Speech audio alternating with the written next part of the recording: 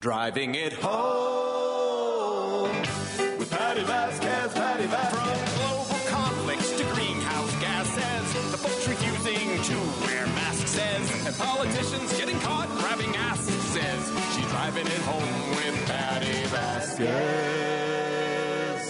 Thank you so much for joining us. I'm thrilled to welcome in studio our guest co-host today, comedian, Emmy Award-winning Dwayne Kennedy. He won the Emmy for his work on United Shades of America with Kamau Bell, and he'll be touring with Kamau starting in February, and we'll learn more about those dates. I know he'll be at the Den Theater April 26th and 27th. Does that sound right, Dwayne? Yeah, that sounds right. Yeah. Let's go with that. Yeah. Yeah, okay. I'm so glad you're in studio. I want to thank Dan Schaefer, who was in the last two nights as my guest co-host. He stopped by my house today because my mother has been going over some of her taxes from 2023. There was a little bit of a question with things, and he has experience in accounting and working on taxes, and so I'm happy that he came and helped her soothe her concerns. Yes. Ooh. Have you ever had have you ever gotten like a notice like you overpaid or you underpaid? Because I get them. I mean, have you ever gotten a notice saying you underpaid? I got a notice saying I owe some money. Right? Yeah. And here's the thing, like even after you filled out the taxes, right? Yeah, and which hasn't happened yet. Well, for 2023? Hey. I'll tell you off the air, yeah, Patty. But here's the thing. Here's my problem with that, right? Uh-huh. So if I fill out my taxes and to the best of my ability, you sign it saying basically I've done this to the best of my ability. As far as I know, I didn't break any laws. Like essentially that's what you're saying. I'm pretty sure I didn't break any laws.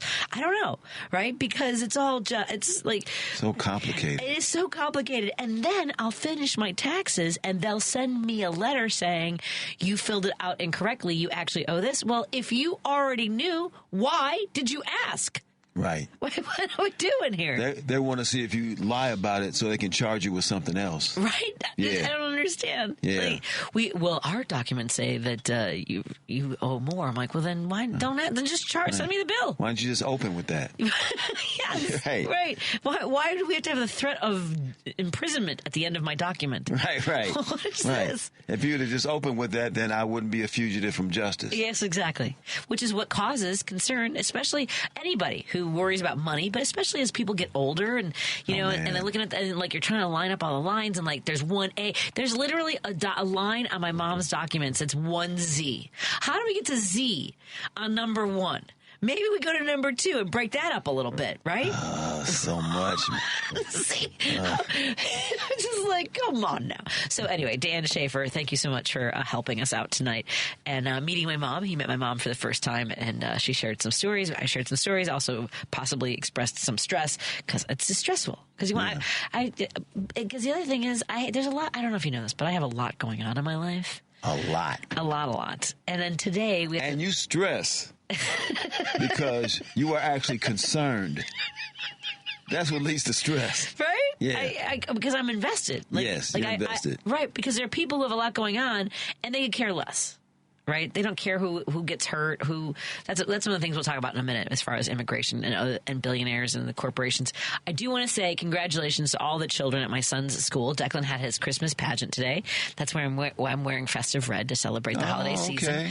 I had a green sweater, but I couldn't find it, so I just have Got a green coat. Do you remember? Yes, I do have a green coat. Do you remember doing like Christmas events at school? Like you had to sing, like whether it was in church or in school? Because I had to do some, all the way since I was about 3 years old. We would like sing, carols and things like that. Yeah, I remember singing Silent Night. Yes, that's a big one. Because as kids, we used to like to go, sleep in heavenly peace. Everybody used to like to say that. Peace. Yeah. Yes, I like that one too. Yeah.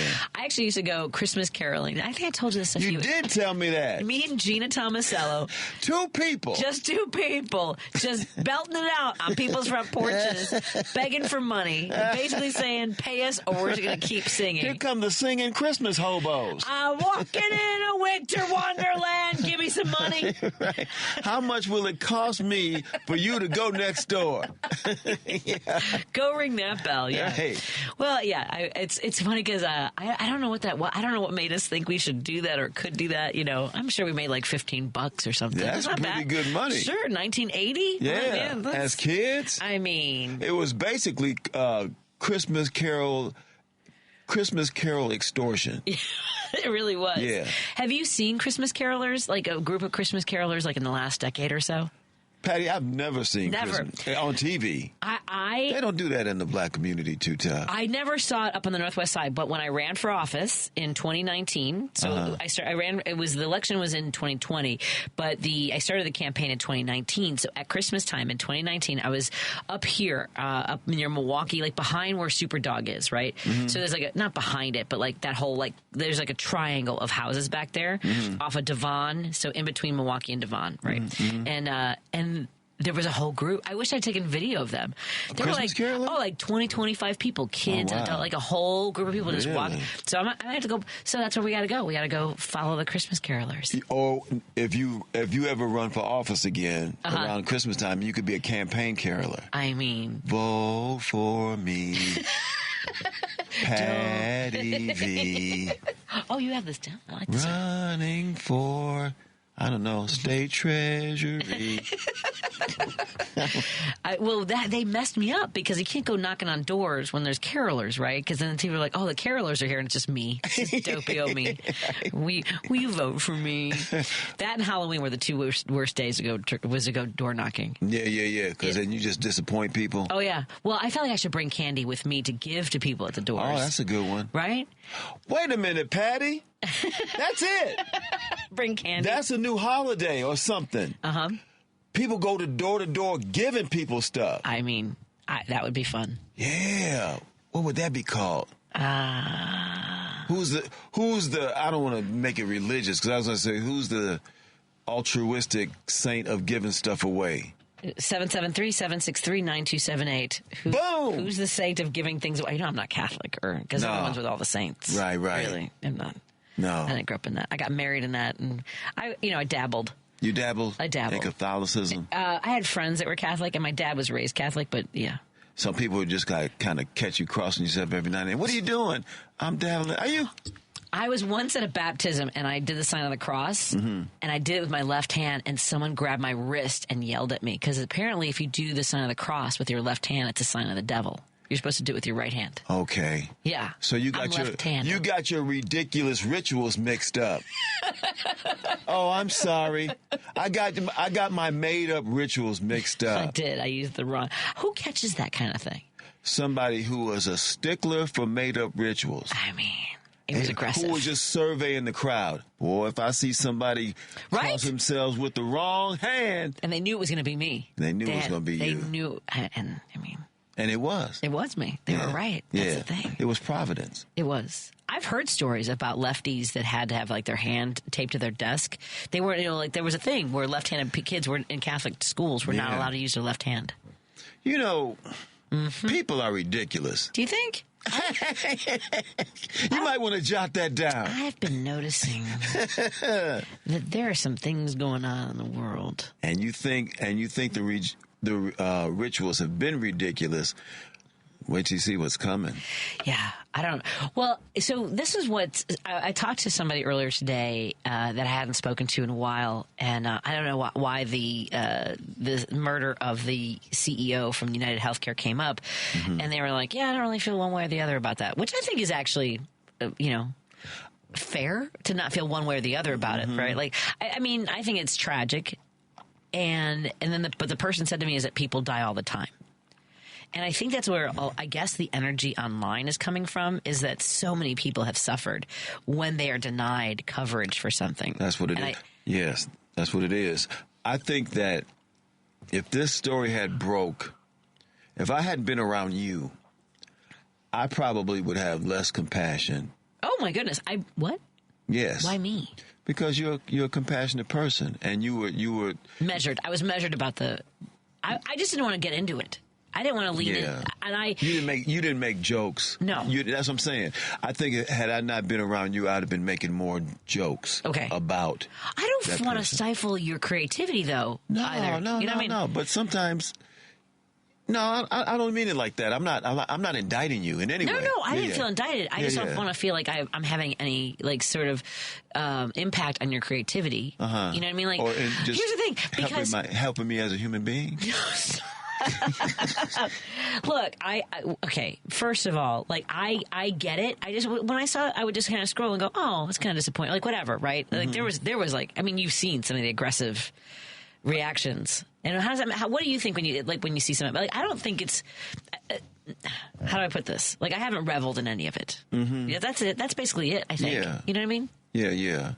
I don't know if I've reveled in it, but you appreciate it, which I appreciate some of it too. I understand the outrage, and you know what I mean. I don't say you can't say that's good that this guy got murdered. Right. I'm not saying that. Right. But you engender a person in that position doing what they did engenders that kind of animosity. Right. You know? So that's what I'm saying. Well, and the same day that Luigi Mangione was apprehended, yeah, it was the same day that this guy was dismissed. All charges were dismissed against a guy who killed a homeless man on a train. Right. And somebody said, and I think that, and I don't think it's that big of a stretch for people to imagine if it was the other way around. It was a black man having a chokehold on a white guy. Oh, that brother would still be in prison. Yeah. Yeah, absolutely. Or the people on the train would have beaten him. Yeah, all of that. People wouldn't have survived for that. All of that. Yes. Right? Mm-hmm. So, like the contradiction of that, and all the times that a black person has been strangled, has been shot, why didn't he just comply? Right? Why didn't he just do the thing that was right? So if you extrapolate that to a CEO who makes millions of dollars for himself and then billions of dollars for his industry, and people die, so why didn't he live a better life? Mm-hmm. Right? Mm-hmm. Then he wouldn't have been the target of Luigi Mangione. If we extrapolate into that sort of logic, we live a better life, but not that everybody who lives a better life is exempt from violence. And by better life, what do you mean? Like if not choose that path, right? Right? I don't have a life of ethics and principle and compassion. Right. Yeah. Right. Yeah. I've been thinking about this. I don't know why it popped in my head when, you know, that whole idea of when I was hungry, you know, you fed me or you turned your back. I saw somebody who was panhandling, right, and I struggle with that because I invariably there have been moments where when I was younger, I used to every single person I came across I would give money to, and then by the time you got wherever you were going, you were broke. Money. Yeah, right. And I didn't have a lot of money when I was younger, and this was like back when I was a starting comedian, and I remember being outside of the Second City because I was taking classes there, and this guy came up to me and he wanted money, and I said, I'm sorry, I don't have, like, I said I was sorry from my own experience of I usually have money, like, I'm sorry, not this time, and he started yelling at me and sort of following me that, you know, sorry doesn't feed me, sorry, I was just, right, and so honestly, since then, I mostly work with organizations, so a friend of mine who is a pastor at a church nearby, they said to carry, like, gift cards, like McDonald's and stuff like that, so they can get a cup of coffee and they can use the public restroom, because you cannot use in a lot of restaurants. You can't use the restroom to take care of yourself, to clean up, to go to the bathroom, unless you're purchasing something. Right. Yeah, so I'll do that. Right, I'll carry the cards around. That's cool. Right, it's just something different. But I don't carry cash with me. I don't give out cash to. Anyway, I was thinking about somebody. You know, I didn't have anything today, and I heard. And even though I'm not in a religion, I still believe in the teachings of Christ. Of like you said no, but also you're a compassionate person, I guess. But I also was thinking, well, Christ would also forgive me in the situation for not having money to give to somebody. Right. Do you know what I'm saying? For feeling bad that I didn't. At least I acknowledge that I wish I could. Right. And the bigger picture is in being in such a system that we're all oppressed or not, or, you know, or denied in that regard, that he needs this thing that you don't have. Neither one of you have it. Right. In that moment, neither one of us do. And then Elon Musk, this turd. Okay, so you got that right. So I have to find my sound effect because I had this conversation yesterday. I'm going to stick with Musk being a turd. Okay. Because we were talking about yesterday whether or not turd. Like, and I used it so much yesterday in the show that I was like, that you overturded it. I overturded it, and then I was like, am I also then leaning into the dehumanization that the Republicans do? And all bets are off at this point. Anyway, Elon Musk is a turd. Yeah, I'm going to go with that. That whole group. Yeah. I call them they're like the Nazis in that they're like the piece of S's Nazis. I call them the Turd Reich. The Turd Reich.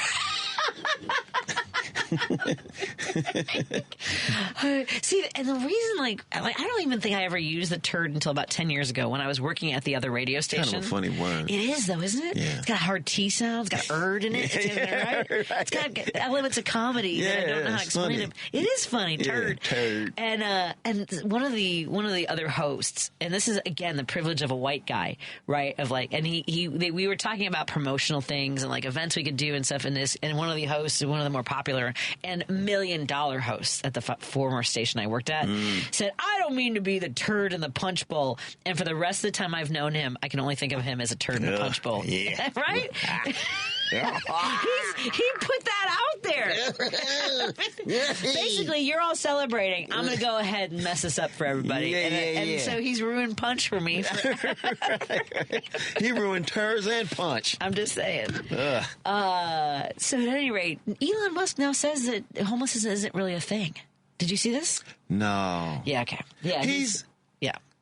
It's not really like it's a choice that we over exaggerate it. Like these people don't really need help, kind of a thing. So it's going to be a long 4 years, folks. Wow! It's like they're making a concerted effort to be the worst human beings they can be. Yes, I agree. Oh man, just the worst. And like with glee.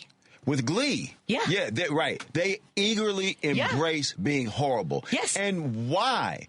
If money is the measure and you have all of that, then what is it in you that you have or that you lack? Right. That you feel that you have to be an aggressively horrible human being.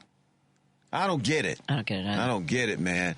I tell you, Patty, and I know you would be, I would be the best rich guy. I'd be a great rich guy.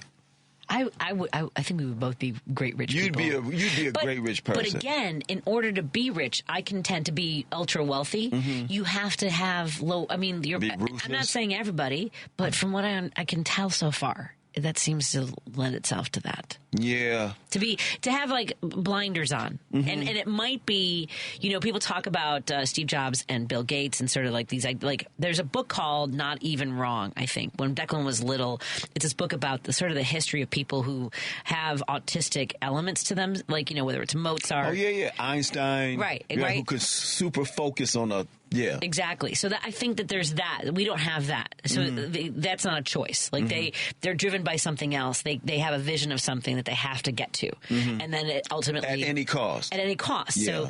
So, but there are people who don't have that and then do it at any cost, meaning like human suffering involved as well. Mm-hmm. And I don't have that.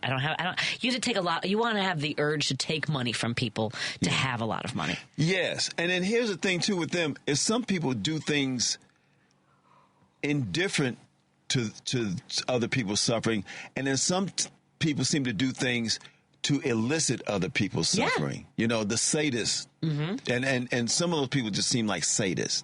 And they own prisons. Trump's a sadist. He is a sadist. Yes. And they own prisons. Yeah, people who own prisons and want to divert people to prisons. Well, I believe, and we've talked about this before, that is the goal now, is to herd people into the judicial system. They are trying to generate customers. Yeah, which is what the mass deportation will also... All of that. Yep, all of that. All of that. We're hanging out with, I hope we've brought you some joy and levity in the first segment of the show. How's it going, everybody? Happy holidays. It's a little chilly outside. When we get a chance, we'll open up the phone lines.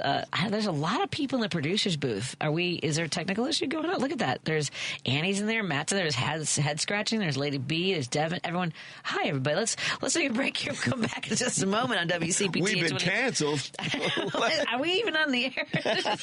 Look at that. Okay, let's take a break here. We'll open up the phone lines in just a moment on WCPT 820, Heartland Signal. We're in studio with comedian Dwayne Kennedy, and he will be touring starting in February. Kamau Bell, they'll be in Chicago in April at the Den Theater, April 26th and 27th. 25th and 26th? 6th, that's what I heard. 25th and 26th. That weekend. It's the weekend and that Friday, Saturday. Right. More after this on the Heartland Signal. I should probably push this button over here. Let's do that. Dive deeper into the heart of the news and stories at WCPT 820 and across the Midwest by checking out our website, heartlandsignal.com. It's the coverage I can count on every time. For the latest news updates, in-depth analysis, compelling stories, comprehensive election coverage, live streams, and thought-provoking opinions, head to heartlandsignal.com HartlandSignal.com. When I need to know, they're there. They keep me informed and updated wherever I am. Stay informed with WCPT 820, your go-to source for where facts matter. You're listening to WCPT 820 because facts matter. There's no better way to defend democracy in front of your fascist Republican friends than with a cold progressive beer from the Minocqua Brewing Company of Wisconsin. So head on over to Beer on the Wall in Schaumburg, Doty Liquors in Elmhurst, Captain Jack's Beverages in Worth, or the Wilmette Market to pick up a 4-pack or couple 2-3 of Maga Tears IPA today. Don't forget to drink and vote responsibly. You're listening to Driving It Home with Patti Vasquez on WCPT 820. Thank you for joining us on this drive home. And joining me in studio is comedian Dwayne Kennedy. We have an answer as to why there are so many people in the producer's booth. We have exciting news. We are no longer on the platform formerly known as Twitter. We are now on YouTube, which is exciting. We are now broadcasting live on YouTube. Look at how excited they all are. Hi, everybody. How do I look? If I'd known, I would have done my hair better or worn a baseball hat or something. I came for my son's Christmas program today. Dwayne Kennedy joins me in studio. How do you? Hey, hi. We're on YouTube now. Yeah. Is it all you'd hoped for? I feel different. More and less. More and I feel different. I feel very different. So you can watch the live stream on WCPT's Facebook page as well if you're not on YouTube. But go to YouTube. YouTube pages. Yes, YouTube. We're no longer live streaming on what I said before, the formerly the Turds platform on Twitter. Yeah. You can now find us at youtube.com/@symbol. @ Chicago's WCPT 820. Chicago's WCPT 820. I'm guessing if you put into the search bar on YouTube, WCPT 820. I think that'll be enough. I think that will take care of a lot of things. Yeah. For you right there. How many other WCPT 820s are there out there? There's 820 AM in Dallas, Texas, I believe. Oh. Hi, Patty and Dwayne. Mancow Muller had a sidekick called Turd on his show 20 plus years ago. Yeah. That made 2 of them. Lines are all lit up. I wish I could get through, but at the same time, this means Chicago is alive. We are working on our technical aspect of the show, so we will open up the phone lines shortly. Oh, they're open! Yeah! Hey, 773-763-9278. That's the number to call and join us. There's another rules and rituals. Girls couldn't wear pants at public schools in Chicago until 1969, 1970, my senior year. Wow. That is unnecessary. Yeah. Well, it was funny. When I went to Lane Tech, I graduated in 89. So I started 85 to 89. We weren't allowed to wear shorts at school, and we had no air conditioning. And we went until mid-June unless there was a strike, which meant we went sometimes till the end of June. Oh. Yeah, but girls could wear skirts, and I was not, as you can imagine. I don't know if you know this. I was a bit of a tomboy. I was not wearing. I wanted to wear shorts. So by the time I was done, I was on student council, and I got passed a rule that we could wear shorts as long as they went to your knee. You on student council? I know it's hard to believe. Okay. I was the secretary of my student council at Lane Tech. Oh man, something like that. Did you have to run for that? Yeah, you had to run for that. What was your campaign slogan? I really don't remember. I wish I did. Yeah, I ran for captain of school patrol at my grade school as well. I was captain of. So man. Yes, I was 8th grade. I was school patrol. Yeah? Yes. Okay. I want to make sure kids... So, here's why on that. I guess, my whole life has just been something really bad happened. Let's make sure it doesn't happen to somebody else. So, when I was in, 5th grade, right down here in Milwaukee and Devon, right by Superdog. So, there's that Walgreens there. So, there was a girl crossing the street. There used to be a Burger King where that bank is. So, there's Walgreens. There's a bank, right across the street there going towards, Superdog. And they wouldn't let her use the bathroom, I think, at Walgreens. So she'd run. Anyway, she went across the street. Oh, yeah, boy. Annette. Her name was Annette, and it was the first child's funeral, little child, my age, funeral that I went to, and it was so funny because I just saw friends of mine a couple of years ago at Zany's. I'd gone to grade school with me, and they made fun of me because I had gone to the alderman's office and the state senator's office to get lines painted in front of our grade school because parents would come pick up their kids, and kids would just run across the street, and cars wouldn't slow down. Ooh. So I wanted yellow lines so people would know people are crossing here. Right. And they made fun of me, like, yeah, Patty had this thing about, like, having lines painted. I'm like, I just wanted to make sure kids went home alive at the... So you were mocked? Yeah, Patty, she's the one that doesn't want kids to get hit by cars. I know. I was nuts. Oh, boy. Isn't that crazy? Oh, Chi-Town. I know. Hey, guess who's calling to give you a health check-in, Dwayne? It's Jim in Chicago. Hey, Jim, how you doing? Hey, Dwayne. Hey, Patty. You know what kills me? This kills me. Every time we chose having a conversation with an expert on the Supreme Court, and she said, well, that's scary, and that can be scary. I'd never heard the word scary used so many times over the last 9 years of my life. And when I think about it, when I was a little kid, let's say I'm a little kid, so my mother was watching TV, and the person says, well, it's going to be scary. This is going to be scary. Yes. I would say to why? Why is it going to be scary? What's scary about it? You know, I'd ask those questions. But we use it in the, we use it just fluently today. Everything, Trump's going to be scary. Everything's going to be scary, scary, scary. Well, he's scary enough. Just looking at him is scary enough. That outfit scares me to death. But the experts are saying this is going to be scary, that's going to be scary. You know that we're going to some extreme that we don't know we've never been before. I'm going to ask you, too, have you ever found any money? What's the most money you ever found? Oh, wow, that's a good question. I know how much I've lost. Well, yeah, we all know that. But what if on the street or at the casino? Yeah. Well, no. Here. I'll give an example. I'll give an example. I was going to cash a check. It was a slim check. It couldn't have been more than $40 or something. I was going to go to a bar, and I get the cab, and I had to go to this certain bank where they cash it, right? So I get in the back of the cab, and it's like $300 laying on the floor of the cab, right? So I says, where was that Oak Park? I said, never mind Oak Park. He says, just go right to Arlington Heights. You got me at the racetrack. So, did you parlay that 300, Jim? What'd you turn that into? Let me tell you, here's a great story, Dwayne.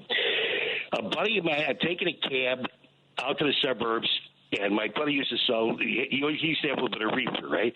So my cab stopped in front of his apartment. I go up to his apartment, and he's got the stereo blast, and he's got the back door open, and the front door open. He's got a big lid of pot laying on the table, right? So I go, Bob, where are you? Because I couldn't find it. So the cab's running, so I just grabbed the lid, right? And I go out, I smoke up the lid, but I got about maybe a dime's worth, $11, $12 worth. Anyway, the guys I was with, I said, let's tell you what, guys, give me $12 and drop me off at Sportsman's for the last 4 races at Sportsman's, right? So I went $2,000. $2,000. The next day, I won $5,000. Whoa! The next day after that, I won another $3,000. So now I'm up I won about $11,000 altogether. But I'm going night and day, so I'm losing $1,000 here and $1,000 there. But in the meantime, in the back of my mind, I go, I got to pay Bobby back for that lid of pot, right? Yeah. Yeah, I got to pay him back for that lid of pot that I took. So, right, Brady came, I didn't have a dime. I didn't have a dime. So I went to some places, I took a lid of pot. I owe you for a lid of pot. He said, geez, I don't even remember that. I said, well, anyway, whatever. But it's in my mind, all I can think of was I had to pay him back for that pot. I had to pay him for that pot, you know. But, yeah. I love it. But anyway, anyway, we're in for a 4th year of torture. Oh my God, we got to laugh it up because this is too much. It's too much.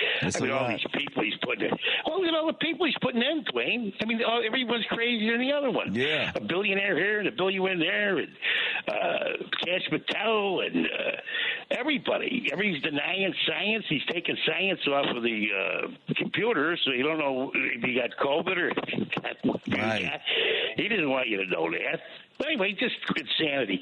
Anyway, you guys, good hearing you, Dwayne and Patty. Have a good night, guys. Right, thank Jim. you. You too. Thank you. One more call before we go to the break because we have guests coming in studio from the Oak Park Forest Park Symphony Orchestra. Hey, how you doing, Vonnie? What's on your mind, my friend? Oh, I just wanted to talk about being in Catholic school and being left-handed. Yes, tell us. Yeah, I was at St. Stanislaus in Chicago a million years ago, and we had to sit on our left hand if we were left-handed because that was proof that Satan had entered our body. Yep. And he could take it all over. So we had to really be punished. Oh, boy. And get rid of Satan. So, Dwayne Kennedy, I love you. I've got a crush on you. Yeah. What am I going to do about that? I don't know. Come see him at the Den in April and meet Kamal Bell as well. Oh, yeah, or that. Oh, I love Kamal Bell. I've been watching him for years on TV. I think he's hysterical. Okay. Well, yeah, come see us. I got to see Kamal Bell do his very first stand-up comedy set in his entire career. And I have been... Oh, you lucky duck. He was fantastic then and continues to just dazzle us, as does Dwayne. So. He's amazing. He's brilliant. He's a genius. Yeah, I love it. So you had to come see him at the Den Theater. It's going to be April 25th and 26th. The Den Theater is in Chicago, over by there on Milwaukee Avenue, right? Is that Milwaukee? Yeah. Sounds good. All right. Sandy, Patty, you're great, too. Your program is really fun. Thank you. Appreciate it. Okay, bye-bye. Have a good night. Yeah, the whole... You too. Thank you. Good call. Spread the word. Yeah, thank you. Let's take a break here, and we're going to talk to our friends from. We're going to talk about the Nutcracker, not my proclivities, but the holiday show. More in a moment on WCPT 820. I used to be on a softball team called the Ballbusters, so it's a true story. More in a moment on WCPT 820 Heartland Signal. Oh man, Tom Hartman, Lori in Ocala, Florida. Hey, Lori, what's up? Hi, Tom. First, I just want to say thank you for being here for all of us. It's really important. It's almost like having a friend there that you know you can listen to and talk to.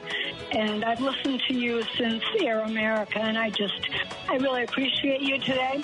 Well, thank you, Lori. The Tom Hartman Radio Program. Weekdays 11 a.m. to 2 p.m. on WCPT 820, where facts matter. Alexa, play WCPT. WCPT from TuneIn. Hey, it's Patty here, reminding you that Minocqua Brewing Company's progressive beers like Maga Tears IPA, Biden Beer, and the LGBTQ-inspired Love Wins Fruited Sour are now available at Chicagoland locations like Armanetti Wine and Spirits in Woodstock, Beer Shop in Oak Park, McLean Liquors in South Elgin, Beer on Central in Evanston, and My Buddies, a pride-friendly bar on Clark in Chicago. Don't forget to drink and vote responsibly.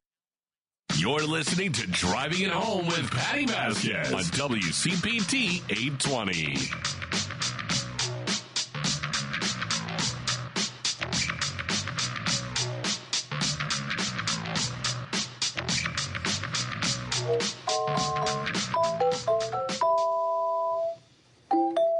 What? Sounds like... Oh, you guys can't hear what's happening.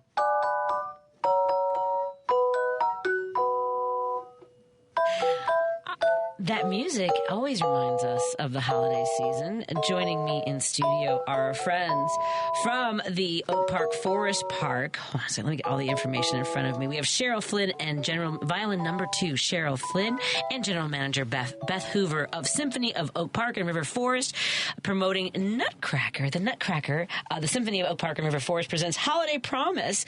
Dwayne Kennedy is our guest co-host, and thank you so much to Beth and Cheryl for joining us in studio. Thank you. How's it going? Everything's great. Everything's great. I love that. Everything is great, Dwayne. Yes. Everything is great. Everything is better with music. Cheryl, we've had the pleasure of interviewing you a couple times in the past, and from what I understand, Beth, this is an all-volunteer orchestra that has been. And how long has the orchestra been in this? 1931. So this is, quite the history. And it might. We're not positive, but we're pretty sure it's the oldest community orchestra. But those things are pretty hard to prove. Yeah, I mean, it's the kind of thing where everyone, what's the origin? Yeah. It's like, so who wrote the joke? Yeah. Right. The kind of thing. Right. So, Cheryl, I've asked you this before, but the violin is your instrument. And how old were you when you started playing the violin? It was 4th grade. The teacher came around to the classrooms, and I liked his jokes the best, better than the band teacher, so I picked the violin. Oh, I love that. And how often how many times would you say you performed the Nutcracker? Performing, this is only the second time. We played it last year and this year. That's only my second time playing it. Oh, so and it's a treat. I was going to say, are there different, what are some of the challenges and some of the, as you mentioned, what are the treats of it? Yeah, well, there's a lot of really fast passages for the violins, and some high passages too, especially for the second violins. That's challenging, but it's so beautiful. The music is just inspiring every time we rehearse it, and looking forward to the performance again on Sunday. Even though you hadn't performed it before, had you ever taken a swing at it before? Well, my folks used to take us downtown to see the ballet every Christmas when I was a child, so that was my introduction to the music. I love that. And Beth, when did you join the symphony orchestra for Oak Park and River Forest? In 1978. What? Yeah. And what year when did you start?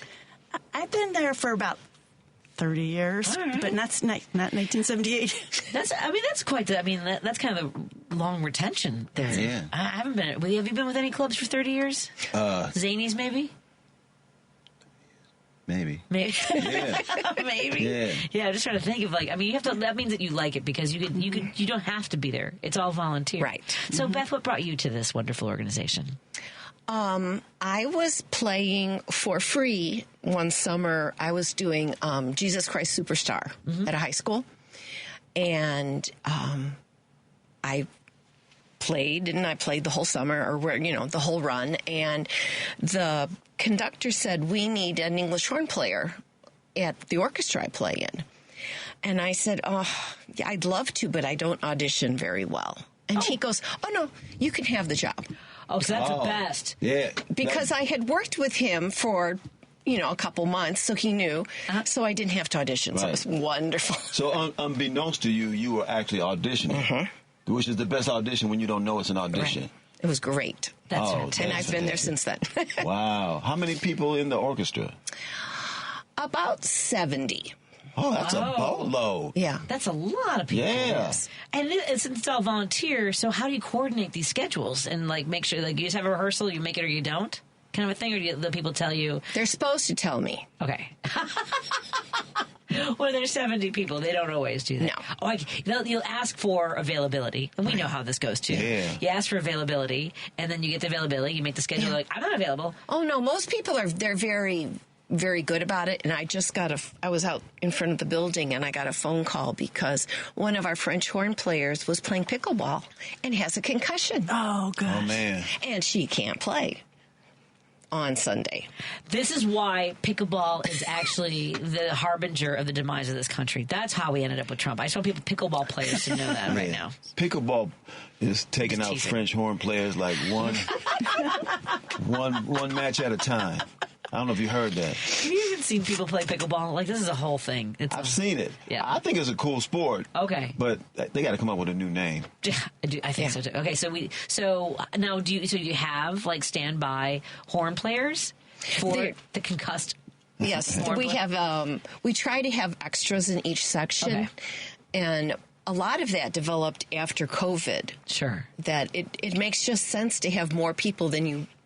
Yeah. You can find something for everybody to do, but it's not a bad idea that now that it's okay to stay home when you're sick, it's good to have some extra people around. So we'll be okay. So you have 70 people in the orchestra. Mm-hmm. So do you have then 70 alternates or subs?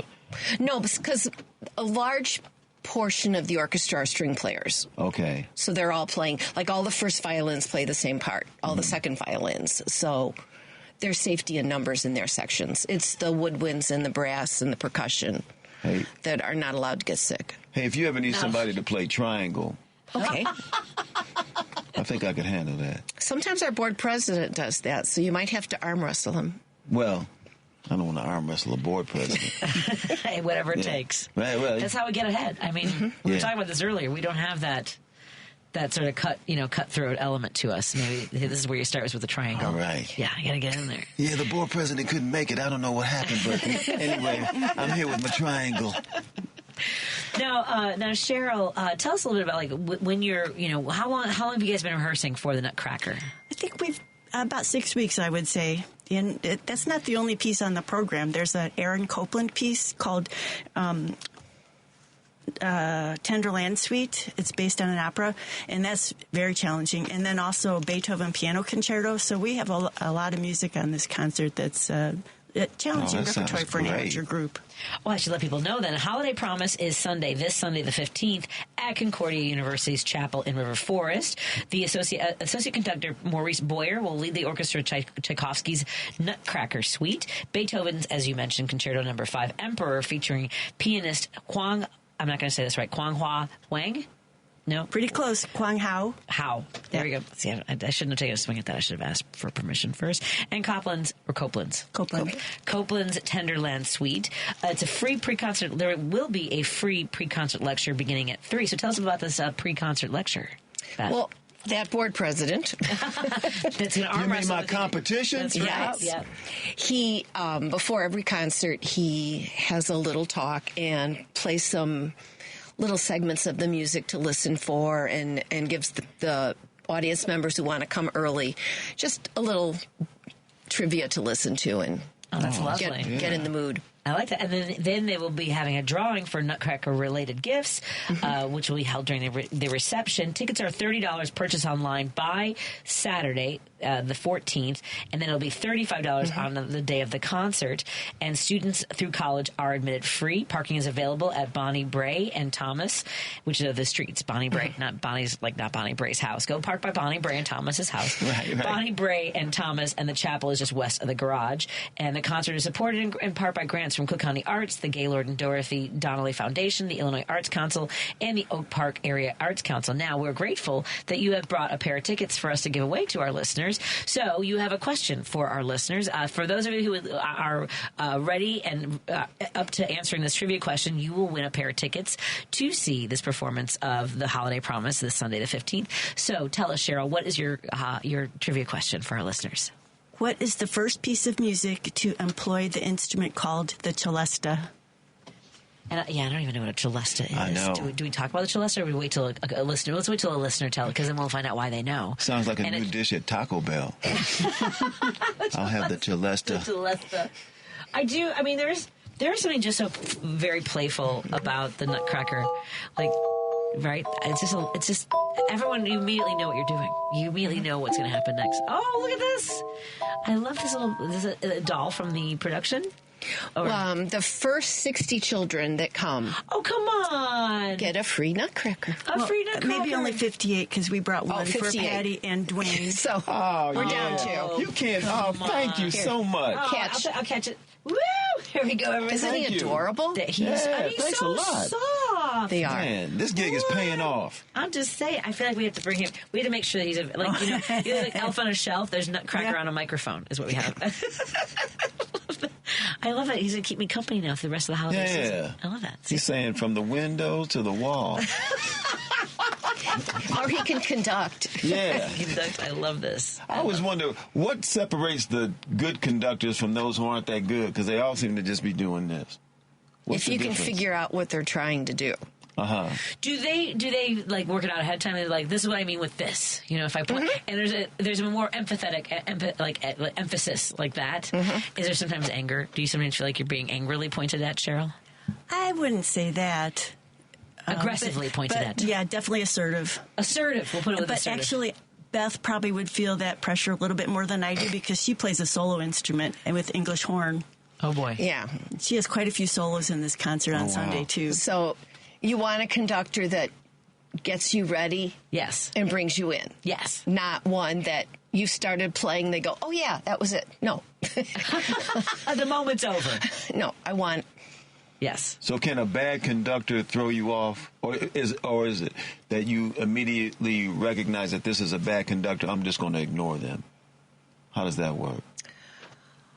I don't think I've really had too many of those, so I've been pretty lucky. But it was really funny. We used to have a conductor where someone said, because, one is always straight down with the conductor, but it's like, where is the one? And they said, it's his third button down on his shirt. Oh, my God. Yeah. And I went, okay. What? That's so funny. And this conductor that we're using that on Sunday is left-handed. Uh-oh. It's a show of left-handedness today. Okay. Yeah. So how does that change things for you? Well, the odd thing was I never noticed it. Okay. And someone said, did you notice that Maurice is left-handed? And I went, no.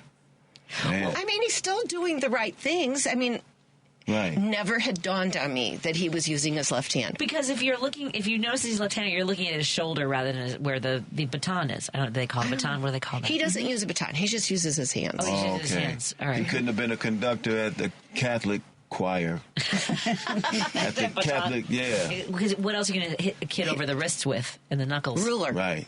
Yeah. Yeah. He'd have to put his left hand just... I love it. Man. What are some of the things that you want to make sure you let folks know about this production of Holiday Promise this weekend, Beth? I know that you've talked to a lot of people. Is this also something where when you're coordinating this and getting folks involved, are you also still making as a manager for the organization, do you have to make a lot of phone calls for sponsors and get everybody excited? Because this is a long haul, isn't it? Well, this week is people calling to get tickets. I see. So... yeah, they're calling you like, what do I got to do? Do you have tickets left? Yes. And do you have tickets left? Yes. Okay. We have tickets left, and that's going to be great. Trying to write down their numbers in the right order and not be dyslexic. How much rehearsal does it take? Well, we started on Halloween.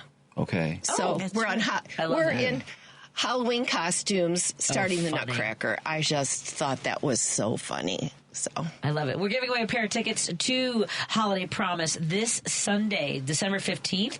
The performance starts at 4 p.m. There's also a pre-concert lecture beginning at 3. Give us a call at 773-763-9278. And we have a pair of tickets to give away with our trivia question. Again, that's what was the first piece of Celestia? Am I saying it right? Celestia? Celestia. Was featured in 773-763-9278 for your chance to win a pair of tickets to the Symphony of Oak Park and River Forest and their performance of Holiday Promise. What are some of your favorite, thinking back, I'm imagining that when you were kids, the holiday performances were probably the most exciting. Because I'm going to see Symphony Orchestra this Saturday at the Copernicus Center. I can't remember which orchestra is playing, but my friends have all told me, I don't think my parents ever took me to like a holiday symphony. I know my parents didn't. Yeah. I never went to a symphony. But now you all are in the symphony, you're going to the symphony. I feel all... Come with me to the symphony. Well, we know where you could go Sunday. That's right. Okay. Yeah. I'm going to go 2 days in a row. Who's that brother with the triangle just standing in the back? But what do you want to make sure, folks? I mean, because I think you are building memories going to a performance like this, don't you think, Cheryl? Oh, absolutely. And that's one of the reasons that our orchestra offers free tickets to students through college to make sure that they get a chance to come to hear live music, because there's nothing like hearing a live performance. I love that. Absolutely. And what are some of the things that you want to make, like the sort of the energy of being at an event like this, Beth? Well, it doesn't. I mean, there's so many stereotypes about going to a concert, an orchestral concert. It doesn't matter what you wear. It's just you just come. Yeah. And the only thing I would like you all to do is hang up your coats, right? Because we have church pews. And if everybody puts their coat next to them, then you've... diminishes the amount of people can sit down. So getting people to hang up their coats. Okay. So you have like a coat rack somewhere. Yes. I don't get that. People do, no matter what coat, I think they're worried about their coats. Yeah, being stolen. It's Concordia University. It's a religious school. They'll be fine. Okay. How many people, or have there been people that have grown up watching the concerts and attending the concert that have become members? Oh, yeah. Karen Baldwin's son. Sometimes it's family members. Carol Janice's son. Yes. Oh, that's cool. And then we have married couples in the orchestra, too. People who met in the orchestra. Come on. Yes. Oh, that's a good How one. fun is that? And now they have 2 little kids. And they have to take turns playing concerts. So one can stay home on Wednesday nights. So the husband is a cellist, and he's playing this concert. And then the October concert, she played violin, and he stayed home. I love that. Yeah, that's great. 70 people is a lot of personalities. That's a lot of people. Yeah, that's a lot of personalities. It's Beth's job keeping them all in line. It's like herding cats. I taught public school, so. Where did you teach, if I may ask? I taught for 35 years in Schaumburg. Oh, all right. I'm doing a show in Schaumburg next week. Oh, the Prairie Art Center? Yeah. That's a great place. Great place. It's a beautiful venue. Yeah, Okay. I performed there. Yeah, it's great. All right, I'm glad to have it verified. Yeah. Oh, it's great. Is that a real place? Oh, it's really nice. Okay. You will enjoy yourself tremendously. Yeah, I love Schaumburg. I lived in Oak Park, but I taught in Schaumburg, so it was an interesting 35 years. Yeah. So there's no direct way to get there. That's all just streets. Mm-hmm. I don't know. Oh, man. How long did it take you to get to work? Hours. Oh, my gosh. And the best thing is, as soon as we got cell phones, it was... Yeah, made all the difference in the world. That and books on tape. It was okay. It worked itself out. What productions do you have coming up? What performances past the Holiday Promise are in the works? Well, in April, we're going to perform at Symphony Center in Chicago with a Liszt piece that has only been performed in the Chicago area one time, and that was by us last year. We did it in River Forest last year, and we liked it so much.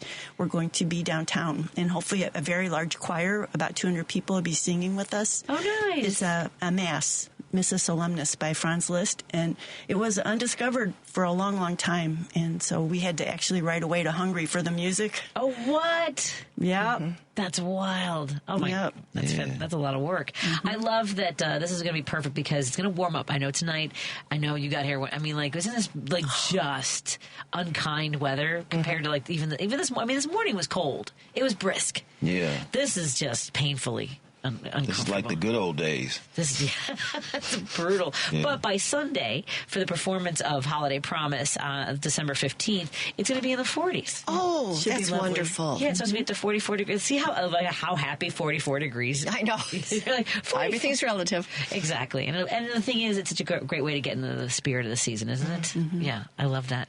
What are you looking for? What part of the performance do you have like a moment that you look forward to the most? Like this is like it just energizes you coming up to that moment?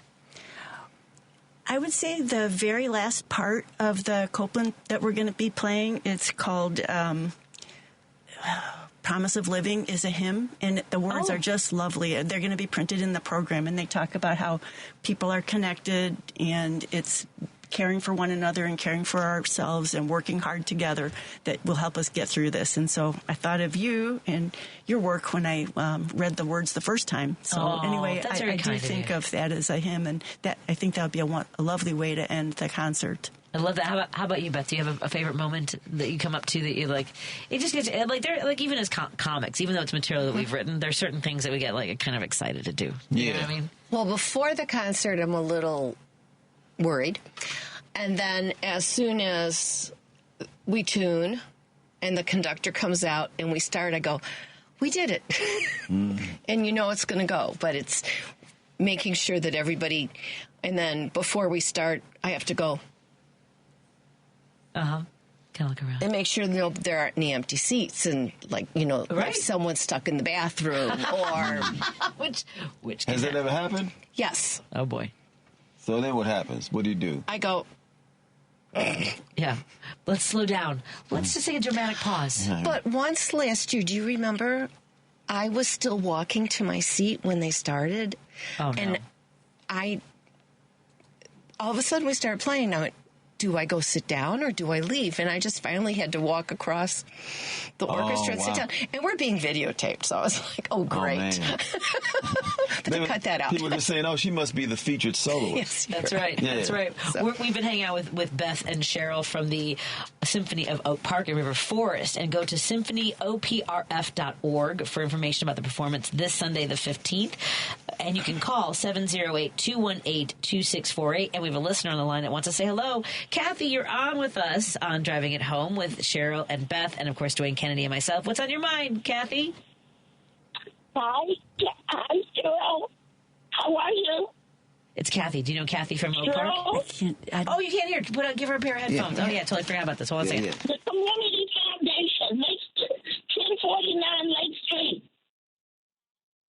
1049 Lake Street. She just want to say hi. Oh, hi, Kathy. Hi, how are you? This is Cheryl Klinger, right? We're having a little bit of trouble hearing your line. I'm so sorry, Kathy, but I'm so glad you were able to. Are you going to go see the performance this Sunday? Well, I'll be out of town, but you did leave us tickets, so maybe one of my coworkers will.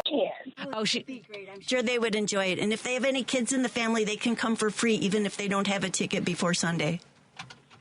Oh, okay, that's good to know. Excellent. Thank you so much. Of course. Congratulations. I'm glad you won the tickets. Thank you so much, Kathy. Have a good evening.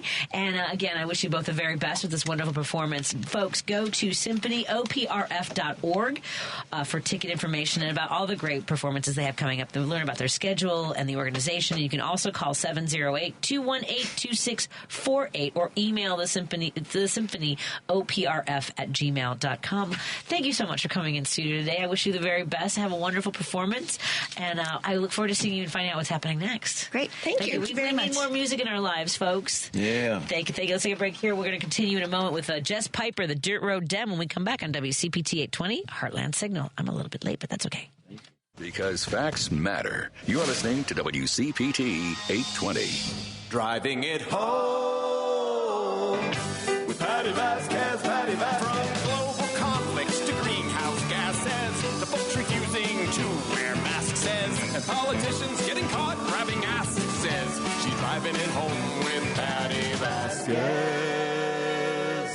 Thank you so much for joining us as we continue to drive it home. I want to welcome our friends listening in the evenings on KTNF AM 950 Minneapolis, St. Paul, the progressive voice of Minnesota. And joining me in studio is comedian, Emmy Award-winning Dwayne Kennedy for his work on the United Shades of America on CNN. And you can catch him on tour coming up in February with Kamau Bell, and he'll be performing in Chicago at the Den Theater April 25th and 26th. And I don't know if I've ever, I feel like you and my guest on the phone were on the air together like at the very beginning of my relationship with Jess Piper, the Dirt Road Dem from Missouri. Hey, Jess, you're on with me and Dwayne Kennedy. How are you doing, my friend? I'm doing good. How are you guys?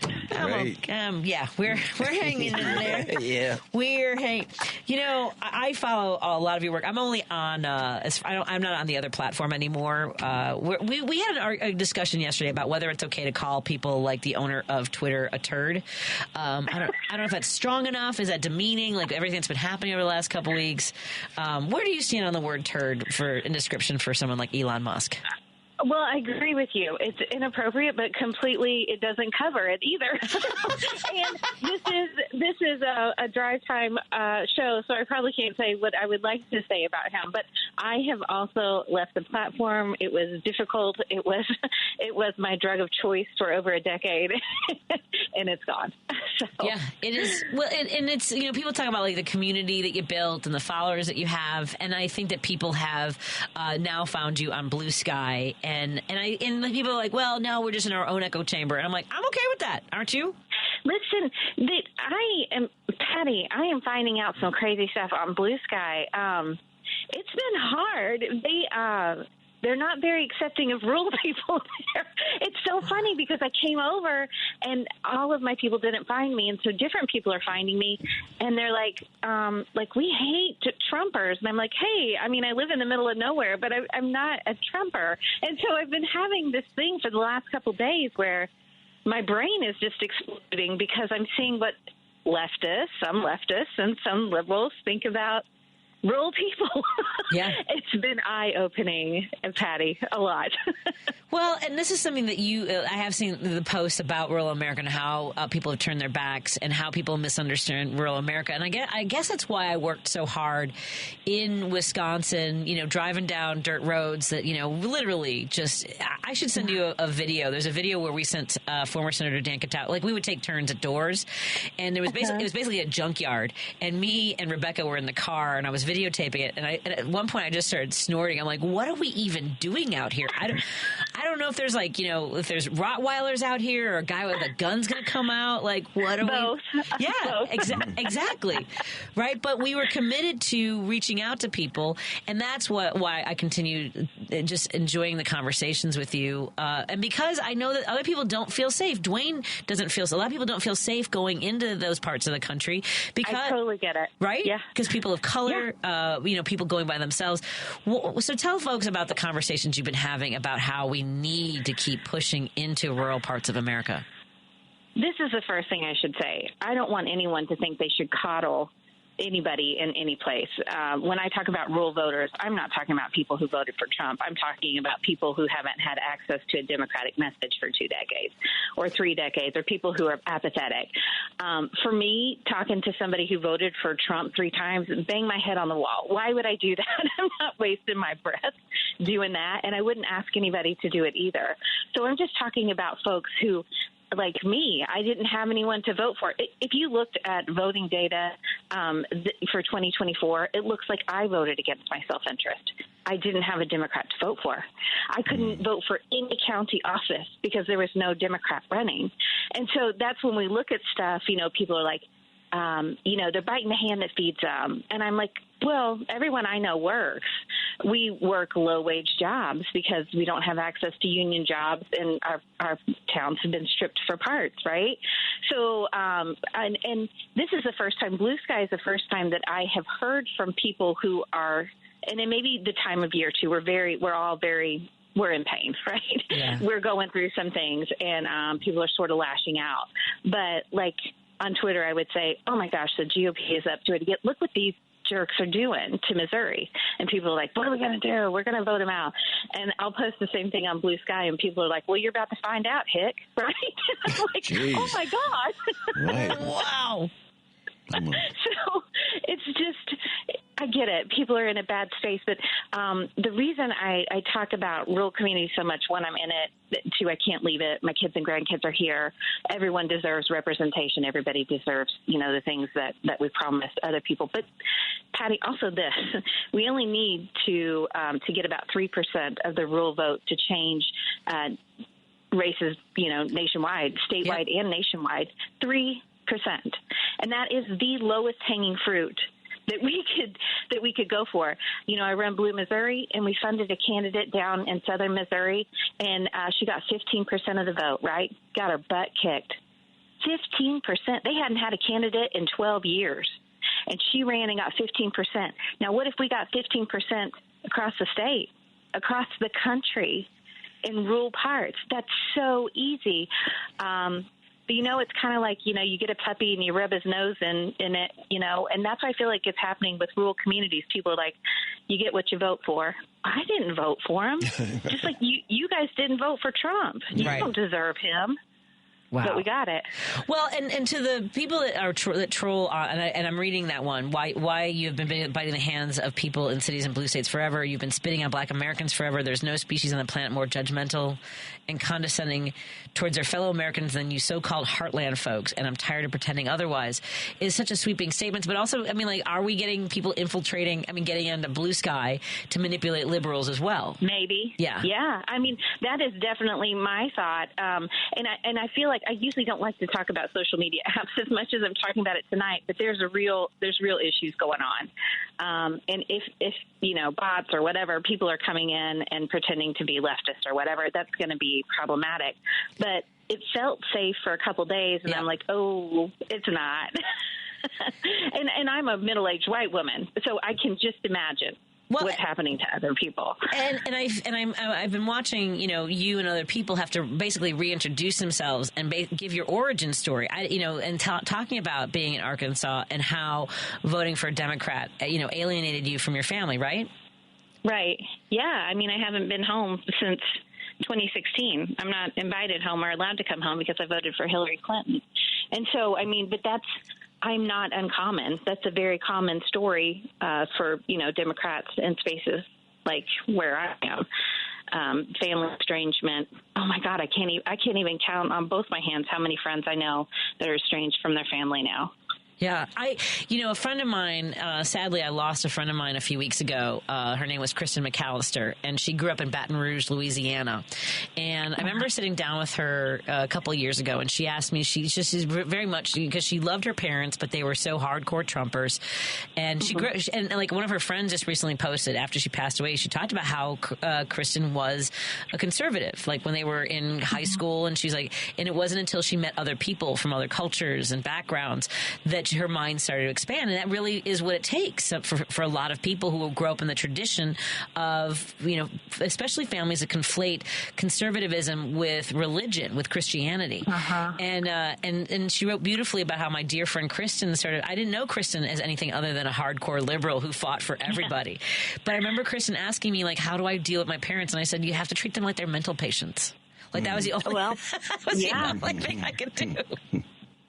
That's probably a good, and a lot of us grew up like that. I grew up Southern Baptist, I grew up, voting like they told me to vote for Republicans. Of course, I believe that abortion was murder. I believe those things until I got outside of my community. And that's why it needs to be a really tight community. That's why they need to keep women at home. That's why they need to keep people from going to college. Because my faith unraveled when I read Gilgamesh. And for the craziest thing, because I always thought that the Bible was the first book ever written. Like, I literally thought that. And then I went to college and read Gilgamesh, and I was like, wait, that was a lie. And then, once you start pulling at the string, it's hard to stop. My mom talks a little bit about that too. When she found out that the Bible wasn't the absolute definitive statement on humanity and God and the universe, like she said, it was she was awash with relief, because the way she had been taught Christianity was kind of through violence, because she grew up in a for 2 years she lived in an orphanage run by nuns who would hit, and her mother would, like, if my mom didn't do what she was supposed to do, she would dig these thistles into her skin to like force her to do things, right? So when she found out that and like all this idea of like you're going to burn in hell and all the imagery, she was like, oh, thank God. I'm like, you're thanking God for there being no God possible. Heck yeah. But that is, okay, so that brings up a point that somebody mentioned the other day. I was talking to a union leader, and he was talking about how he is an uneducated white guy. He's a liberal. He knows that it's corporations and people who want to control others that are the root of what's going on. And he goes, but we have to figure out a way to get to the uneducated, because we talk about how it was more uneducated white people that voted for Trump. How, do you have thoughts on, like, moving that line, whether in just that 3%, like you said? Yeah, it's just, for me, because I'm a community organizer, it's being in the community, and it's making sure that we're reaching people that are on the ground. And so far, Democrats have had a real limited scope with how they're running campaigns. It's a 2-year cycle. And the Republicans, FDR made him mad in the 30s, and they've been after him ever since, and they finally got SCOTUS after so many decades, right? They have a long-range plan. And we don't. We just keep trying to retool machines every 2 years. And it's like, you don't have to do that. There are people in these communities that know their neighbors and can get to work. But instead, we wait till 4 weeks, 6 weeks out. I mean, I talked to Tom Vilsack, who was the Department of Agriculture, under several presidents, actually, under Obama and then again Biden. And he was talking about the rural plan, but there actually is no plan. And so every single time, 4 weeks, 6 weeks before an election, they're like, here you go, get into these areas, send the kids out, knock the doors. I'm like, friends, it's not going to work. It's not going to work because they're not going to answer their door because they don't know who you are, right? And so, and you probably got a lot of that, Patty. You probably knocked so many doors and got 2 people, 3 people to answer, right? Yeah. It's because they don't. That's just not how it works out here. And you got to work with, like in the cities. If they want to do outreach to Black community, they'll reach out to Black community leaders. But in rural parts, they don't do that. They're like, well, we know what we're doing, and they'll just send in college kids. And it's like, friends, you don't. You got to work with what you got. We've got to fund organizers. We've got to send money into county-level organizations so that they can look at their candidates and they can fund their candidates. And it's just, they raised $1 billion. Kamala Harris's campaign, $1 billion. And we don't have anything to show for it. And so I think we really need to think about how we're hitting certain communities. Is there still value in terrestrial radio in rural America? Because I've been trying to tell people that there is, and I don't know if I'm wrong. I mean, when you talk about that long-term plan, they invested in it 50 years ago. And are we too late? We're not. I had a tire problem, and I was sitting in a tire shop in Iowa, and the waiting room's pretty full, and there's AM radio playing. And so the whole time I'm listening, they're talking about Trump's appointments, his nominees, like it's normal. And they're talking about Elon Musk, like it's normal, like the world's not on fire. And so every single one of these people, by the way, did you know that tractors only play AM radio? Exactly. Sorry, I didn't mean to yell so hard. I've been saying that, yes. I didn't know tractors Right. even had radios. Yeah. They do, and it's AM, and so they listen to this because they're kind of forced to, right? They're just listening to this all day long, and it's all normalized, everything. And so, yeah, I don't think we're too late, but I think we're going to have to jump in, and if we're looking for people out here, it probably needs to be AM radio. That's where I went. You know, the abortion ban, they had some guy who was insane and spread a bunch of lies on farm radio. So I was like, can I come on? And they were like, sure.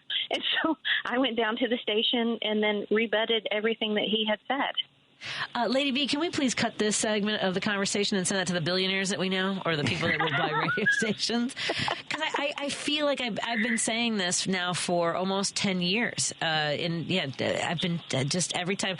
Okay, I'm not going to get into the times I've told wealthy people to get into radio, buy radio. And I'm not saying like make it all left-wing radio. I mean, get into markets where it's familiar conversations. It is about, the ag report, and it's about obviously the weather and things like that. And it's still like having conversations with local electeds or celebrities, but with somebody who talks about it from a labor point of view, from a rural working class point of view.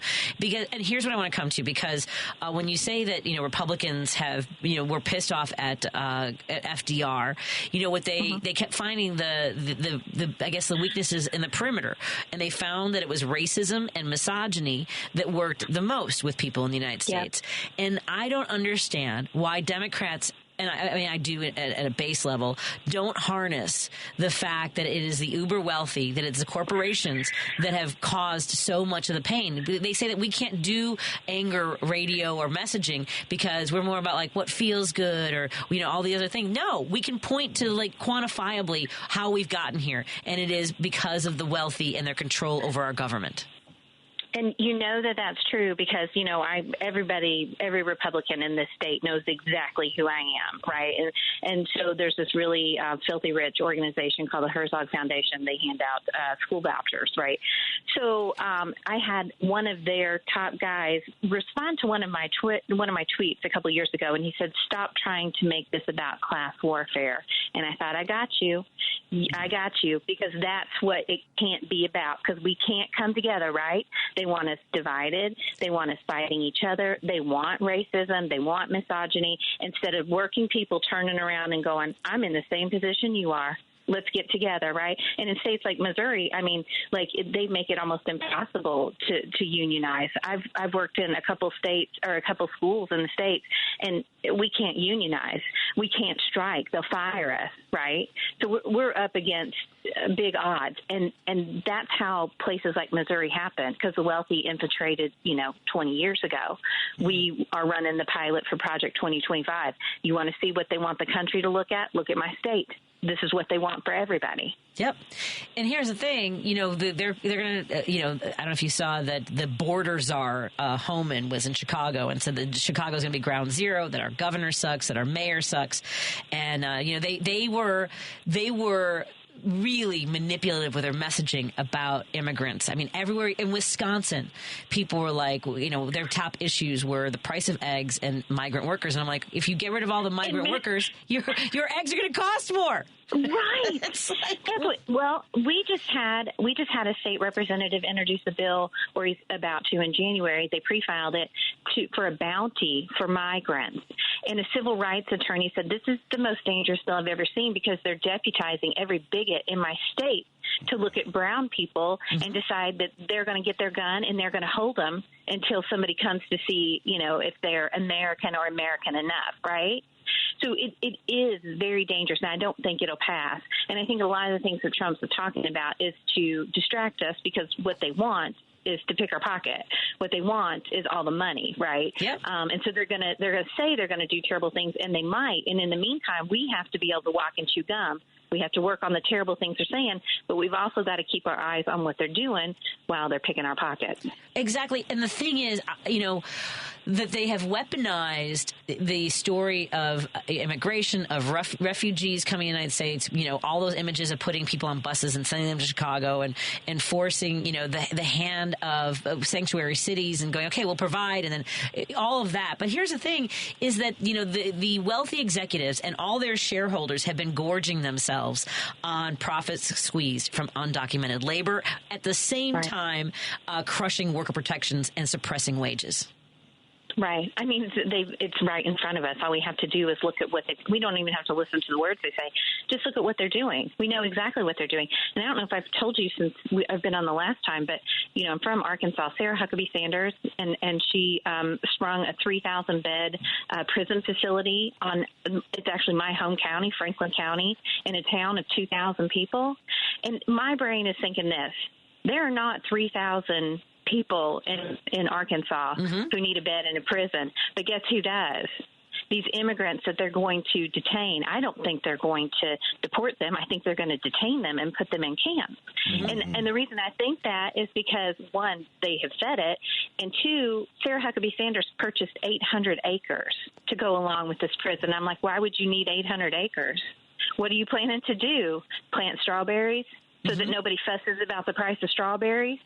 Because the only legalized slavery in this country is if someone is imprisoned, right? Wow. And then they can use them as labor. And I know because I'm from that county. I know where they're going. I'm like, why would they need 3,000 beds and 800 acres? Right. And it's a done deal. They've already done it. Wow. Yeah, cause it's funny you say it because I don't know if you do this, but I'll force myself to watch some of these hearings, and I watched the hearings yesterday in the Senate with the cost of migrant mass deportations, and they talked about how that was the thing that Lindsey Graham talked about, was needing more beds to detain people so they don't have more gotaways. There you go. Yeah. Wow. And I really think, and I'm not a conspiracy theorist, but I mean, I just see what's happening in front of me. And I know there's no need for 3,000-bed facility in Franklin County, Arkansas. So what is our?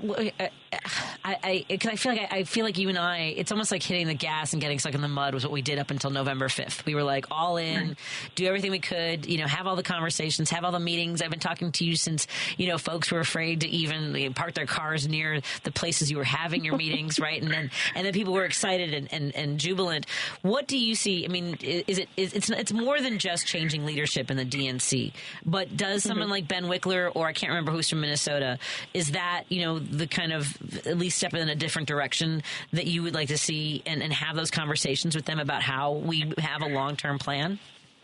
Absolutely. And, there's several people running, and I can't, say who I like because I like all of them. But, there's Ben and there's Chris Jones, who ran against Sarah Huckabee Sanders in Arkansas. He's running.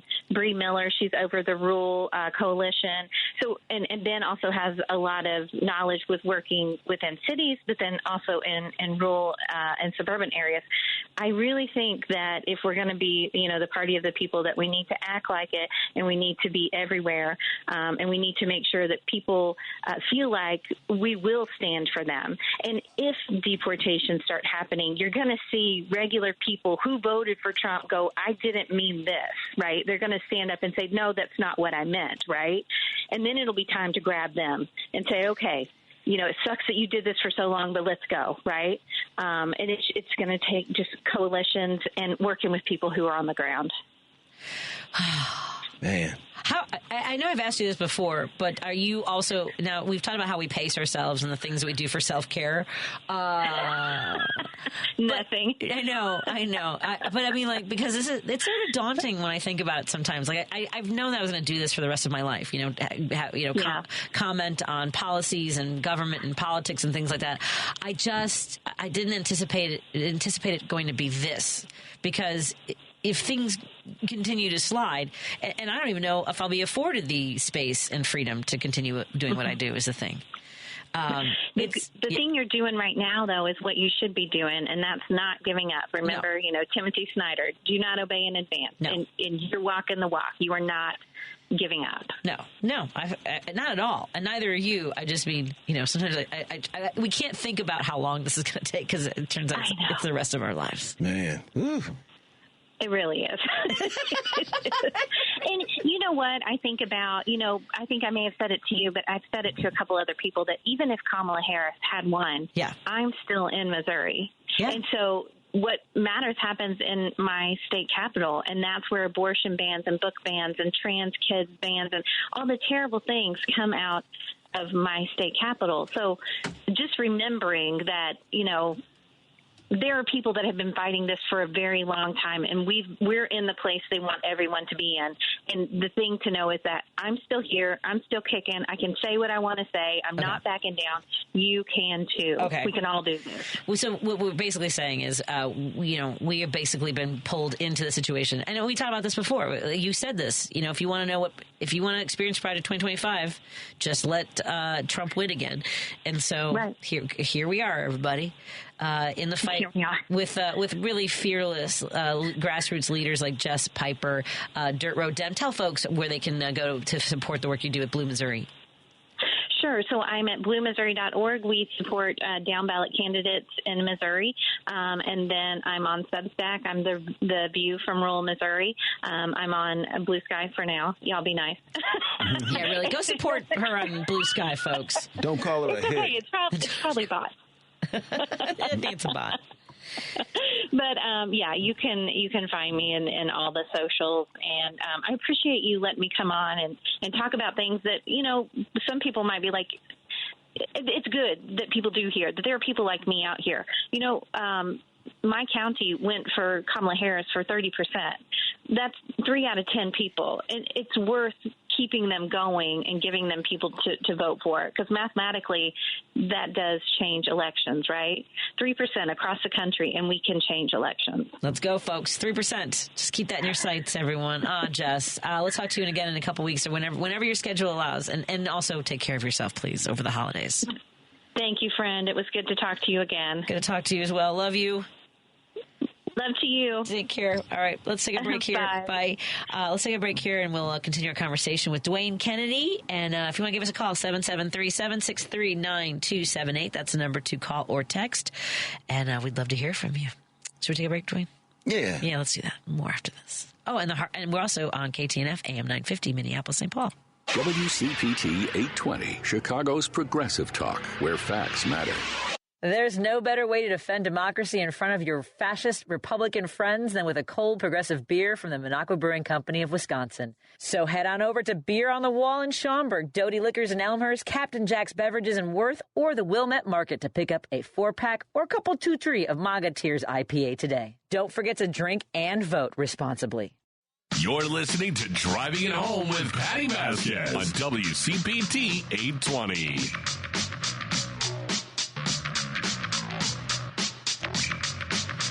We're in studio with Dwayne Kennedy talking about revenge movies. Yeah.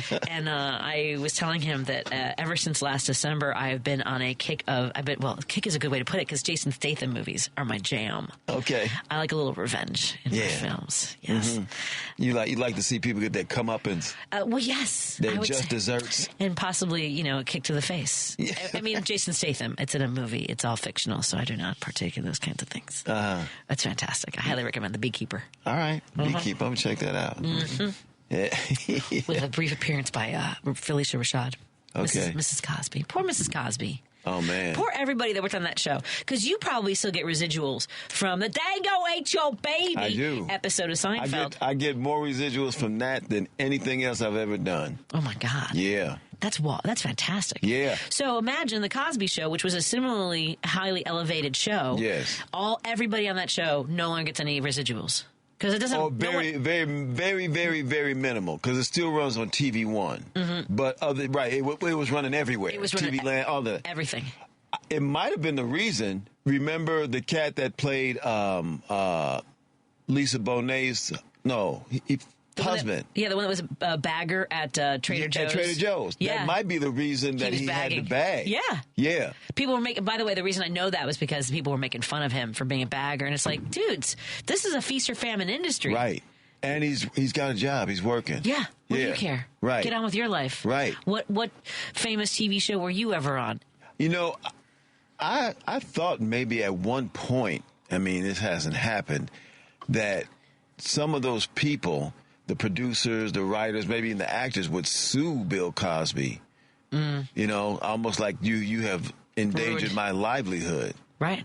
Well, that's all. But nobody wanted to get involved at the beginning, though, when they knew it was happening, too. Right. It's I'm trying to find the actor's name. Trader Joe. By the way, Trader Joe's is opening in the area people in my neighborhood have been begging, crying, whining for a Trader Joe's for over, like, I would say 15 years. Really? And the alderman who's about to make it happen is going to be alderman. He's going to be the king of the 45th ward. Yeah, get that Trader Joe's in there. Yeah, they like that Trader Joe's. Do you go to Trader Joe's? I don't. Every now and then. I like Trader Joe's. Their snacks are good. They got some good frozen foods. You know, the same company that owns Aldi's. Aldi's. Yeah, well, German company. Well, that's what I was telling my husband. So an Aldi's opened at Six Corners. So it stands to reason that a Trader Joe's would open not far from it. Right? They sort of balance each other out. You have this higher end Trader Joe's and then Aldi's for everybody else. Yeah. Giving people those fake choices. That's the thing. Yeah. Oh boy. It was. Hold on a second. Don't tell me. I know he played Elvin, but his name... Thibodeau. Elvin Thibodeau was the name of the character. Okay. What was that cat's name? And he's been working recently, by the way. I think after that story broke about him bagging groceries, people kind of looked out for him and got him gigs, you know? I remember seeing him on stuff. And he's good. Yeah. And he looks good. Yeah. His black's not cracking. I'm just saying. What's his name, Patty? Neither one of us would have come up with it. No. Now that you say that, now I feel like it's a challenge, but I know this was only, we don't have that much time left in the show. That's okay. Keep thinking about it, and I'll take a call. Right. Okay. I'll take a call, and you can think about it. All right. Because I think he's got some upcoming work even now. That might have been the best thing that happened to his career with bagging groceries. You never know. You never know. Take the shame and take the money. Take the checks. Dave in Hoffman Estates. Hey, Dave, what's on your mind, my friend? Hey, Patty. Hey, Dwayne. Hey. Yeah, besides... radio and that thing, they got air conditionings and stuff, but just kind of find it, you remember back, I don't know, maybe 4 months or so ago when these automakers and that were wanting to stop putting AM radios in there. And it was Tesla and Ford mainly, and we know who gets Trump's right ear now, Tesla, with Elon. But conservatives want AM in the radio because of what Jess Piper was saying. They want the radio in the cars because then they continue to just get their propaganda out there all across America. Yeah, well, but they claiming that, as they're pushing, for the electric cars, they're claiming that their electric motors interfere with the audio quality of the signal. Right, but apparently it's a cheap fix. Jim Addy, who's an engineer here at WCPT, was saying it's a pretty easy fix, but there has been a lot of congressional effort on both sides of the aisle to make sure that AM radios stay in cars. Right. But I just found it kind of odd, the Tesla again. And I guess it'd be interesting to ask anybody that's got a Tesla if it has AM radio in it, the electric cars, that is, and that. But and as we all know, Trump, he's very persuasive if the right person, breathes in his ear last. So yeah, exactly. I just found it kind of interesting that, I have a friend who used to work, or still does work in the woods, and they got these big skidders like that, and he's the first one that told me they had like the music in there, like you could, and air conditioning, and so they had all the comforts of home. Yeah, really. Inside the cab, But anyway, let me clear off in case there's others. I just thought I'd bring that up. That I remember we talked about that when they wanted to, they're talking about trying to do away with AM. Exactly. And just go to like a low frequency FM or something and satellite radio, that kind of stuff. So. Yep. Yeah. Thank you for joining us, Dave. Appreciate it. All right. Have a good one, guys. You too. Thank you. Let's take a quick break here. We'll come back with more calls on WCPT 820 Heartland Signal and KTNF AM 950 Minneapolis, St. Paul. We're in studio with guest co-host Dwayne Kennedy. Do you have any shows this week? Yes. I'm at the Lincoln Lodge Friday and Saturday. Lincoln Lodge right over here on Milwaukee Avenue near Ashland. The Lincoln Lodge. Dwayne will be there, and go to lincolnlodge.com. The link, I think it's the Lincoln Lodge or just Lincoln Lodge. I love the folks over there. It's a great venue. Yeah. More after this on WCPT 820. This is WCPT 820, where facts matter. You're listening to Driving It Home with Patti Vasquez on WCPT 820. I know folks might want to call in and tell Dwayne Kennedy, who played Elvin Thibodeau on the series Cosby Show. We were talking about how back in about 2015 or so, people were shaming him for, working at Trader Joe's, bagging groceries, and just trying to make a living. Because he had a lot of shows where he was doing one-off, like a lot of actors do. Mm-hmm. I've done 4 episodes of Chicago Fire. I've done little roles in movies here and there, and maybe I should go bag some groceries so people can make fun. Yeah. He's famous. The difference is you're famous first, right? And look how the idea is look how far you fell. Only that's the unique thing about being in show business, Mm-hmm. And then everybody's in your business, apparently. Yeah, and talking about how probably the thing that was keeping him from working at a grocery store were those residual checks that he was possibly getting from the Cosby Show, and when that went away, it was about the same time. Yeah. Yep. So, do you want to know? We'll take a couple more calls before we tell you. We've got Brad, who's driving in upstate New York. Hey, Brad, you're on with me and Dwayne Kennedy. What's on your mind, my friend? What's going on? How you doing, Patty? How you doing, Dwayne? Hey, Brad. Good. Thanks How for are taking you? my call. Of course. Good. Hey, I don't know why everybody's getting all upset. We're going to have all the convicts running the asylum here. Yeah, really. I don't know what everybody's getting all upset about. Yeah. Oh my God, it's going to be insane. It's Teamster Brad. How you doing, Patty? It's who, Brad? It's Teamster Brad. Oh, Teamster Brad. How you doing? Yeah. Good. So, how long are you going to be on the road for? We should be done tomorrow morning. I got one more stop in Scranton, PA. Oh, wow. I very just glamorous. left Buffalo a few hours ago. Oh, man. So. Now, is it? I know that there was supposed to be there's going to be a lot of lake effect snow. Are you getting any of that in your part of the country? Yeah, it's been snowing for, I don't know, it just started a little bit south of Syracuse here. Ugh. And I seen some up in Erie, PA earlier. And you got a semi, right? Yeah. Yep. So yes. I would say the scariest moments of my entire life when it's snowing out is driving and having a semi blow past me in that absolute sheer blindness of the snow you kick up. Have you ever seen cars spin out and just been like, that sucks? Yeah. As you blow them in the ditch. It happens to me, too, though. Yeah. They fly by me, too, it's sometimes you're 5-10 seconds, you can't see anything. It's crazy. Do you have any it's dangerous. Do you have any advice for those of us who get caught in those situations? Because there's nothing we can do. You're going to blow.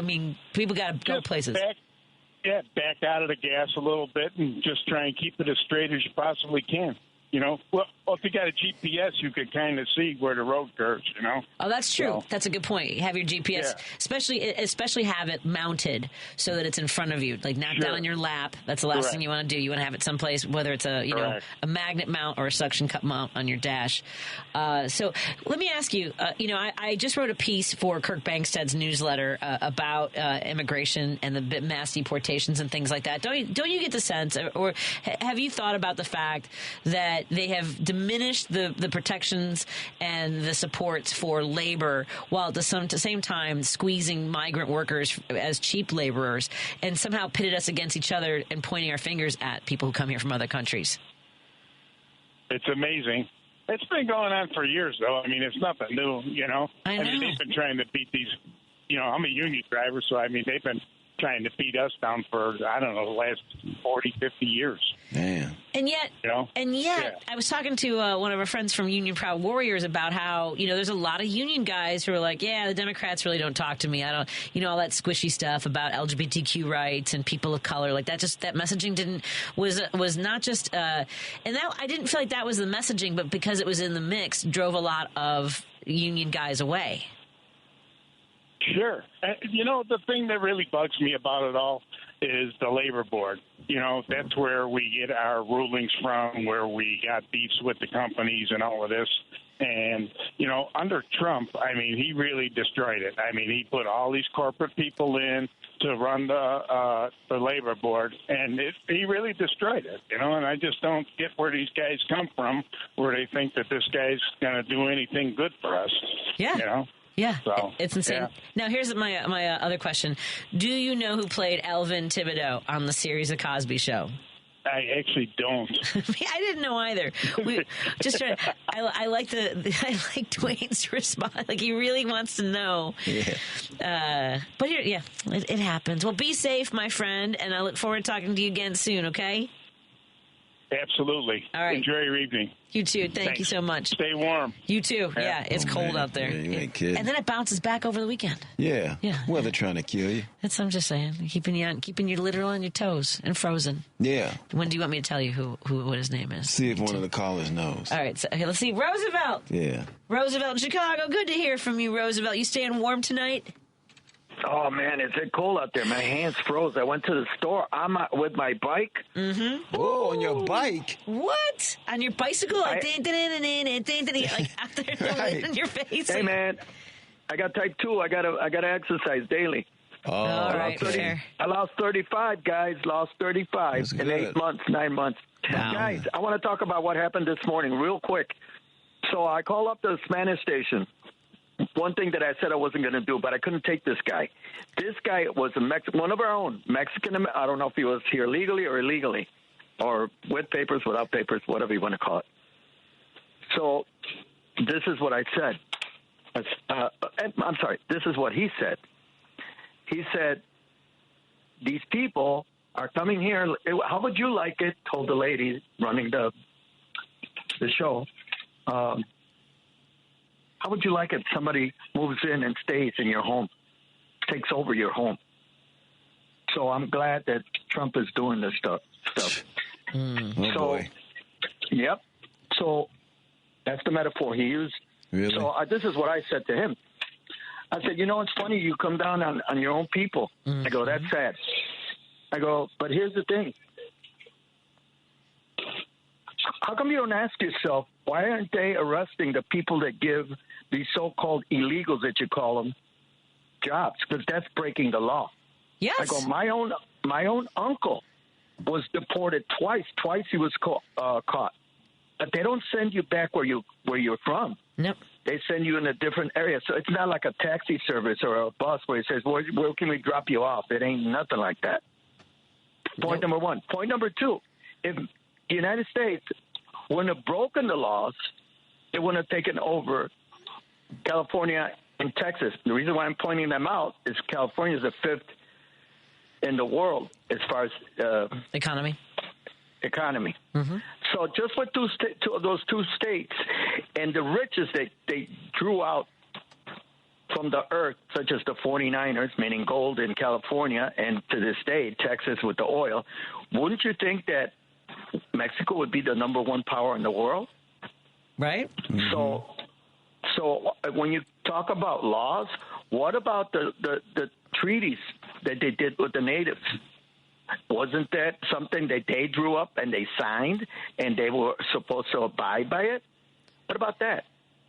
Those are actual laws. Yep. So what do you think of that? And that's it, because I know you're running out of time. That's all right. It's just sad. Yeah, it's very sad. Now, the real question is, do you know who played Alvin Thibodeau on the series The Cosby Show? No. I rarely watched The Cosby Show, to be honest with you. Yeah. I was watching it at first until they moved The Simpsons over to the same time slot. That was it for me and Cosby. See you later. I loved A Different World. Like, I remember from the first episode, Marissa Tomei as sort of the white girl on campus was delightful. Lisa Bonet, Sinbad. Yeah. I loved the guy with the round glasses. Kadeem Hardison. I had such a crush on him. Dwayne Wayne. Yeah. I had such a crush on him. I did. Hey, guys. Yes. Guys, let me stop you real quick. Living Single. That was my show. That was a great show, too. And Living Color. Yeah. Great shows. I auditioned for all of those shows. Yeah, I auditioned for Living Color. You did? I did. Yeah, they came to Chicago. They were looking for it. Yeah. Yeah, I auditioned for that. I did a bunch of like my sales girl, like a Crazy Ex cheerleader thing. Oh, you did? I did. Oh, you never told me about that, Patty. You know how it goes. I didn't know you auditioned either. Yeah. Thank you so much, Roosevelt. Have a good night. Guys. Thank you. You too. Bye-bye. Thank you. Bye. The answer would be... Oh, as soon as you tell me, it's like, oh, I knew that. Jeffrey Owens. I think it's Jeffrey Owens. Yeah. Everyone catch Jeffrey Owens in the Mr. Santa A Christmas Extravaganza. He's also been I love the series Ghosts. He's got an episode of Ghosts as well. Oh, okay, good. But he's got a lot of one-offs, like where he's like 3 episodes of this, an episode of that. So building up those residual checks again. I mean, it's good stuff, my friend. Oh, so funny. 773 just texted me. Jeffrey Owens played Elvin. So thank you very much, everybody. It's great hanging out with you. You'll be back tomorrow night. If it's Yes. it's gonna be very cold. It's gonna be colder tomorrow. Oh, so really? Take care of yours. I'll bring soup or something. Okay. Maybe I'll try. And now I feel pressure. I gotta bring soup. Yeah, that would be good. You like Patty. broccoli soup? What do you like? Oh, that's cool. I love broccoli soup. It's one of my favorites. I never had it, but I'll drink it. I mean, eat it. I'll have to bring a grilled cheese sandwiches too. That's the best way to do it. Lady B, thank you so much for everything. Again, tomorrow Dwayne Kennedy will be in studio with me, and we look forward to hanging out with you again. Randy Rhodes is up next, followed by Matt McNeil, of course, our very own friend from Minneapolis, St. Paul. It's just me and you tomorrow so far. Actually. Okay. Oh, let's do that. Yeah. We'll have a slumber party or something. Bye, everybody. Have a good night. Take care.